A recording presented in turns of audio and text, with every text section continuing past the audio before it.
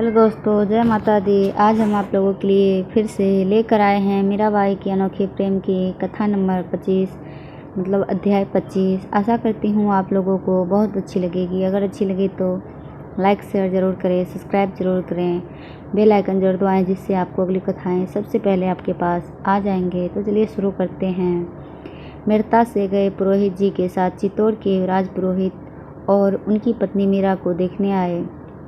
राजमहल में उनका आतिथ्य सत्कार हो रहा है, पर मीरा को तो जैसे यह सब दिख ही नहीं रहा। उसे न कोई रुचि है, न ही कोई आकर्षण। दूसरे दिन माँ सुंदर वस्त्र भूषण लेकर एक दासी के साथ मीरा के पास आई। आग्रह से स्थिति समझाते हुए मीरा को सब पहनने को कहा। मीरा ने बेमन से कहा, आज जी ठीक नहीं है भाभू, रहने दीजिए, किसी और दिन पहन लूँगी। माँ खिन्न होकर चली गई तो मीरा ने उदास मन से तानपुरा उठाया और गाने लगी।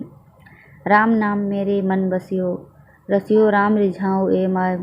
मीरा के प्रभु गिरधर नागर राज, चरण की पाओ ए माय। भजन विश्राम कर वह उठी ही थी कि माँ और काकीसा के साथ चित्तौड़ के राजपुरोहित जी की पत्नी ने श्याम कुंज में प्रवेश किया। मीरा उनको यथायोग्य प्रणाम कर बड़े संकोच के साथ एक ओर हटकर ठाकुर जी को निहारती हुई खड़ी हो गई। पुरोहितनी जी ने तो ऐसे रूप की कल्पना भी न की थी। वह लज्जा से सच्चाई मीरा के सौंदर्य से विमोहित हो गई और उसने प्रणाम कर उत्तर आशीर्वाद भी स्पष्ट रूप से देते न बना। वह कुछ देर मीरा को एकटक निहारते ही बैठी रही। दासियों ने आगे बढ़ चरणामृत प्रसाद दिया।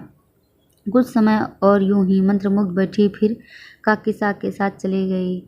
माँ ने सबके जाने के बाद फिर मीरा से कहा, तेरा क्या होगा?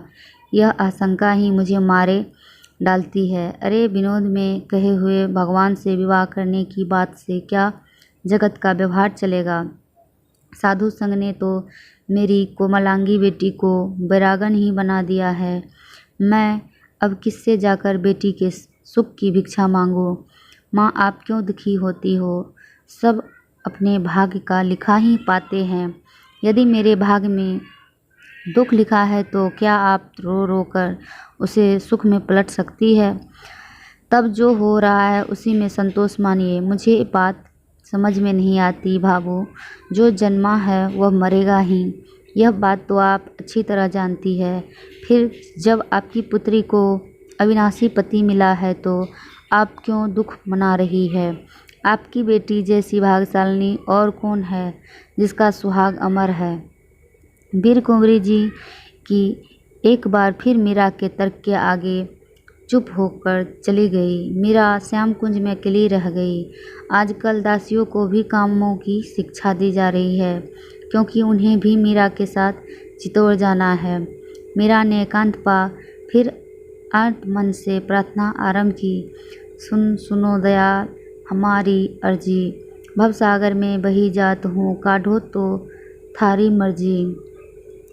ध्यान से सुनने के लिए धन्यवाद। जय माता दी।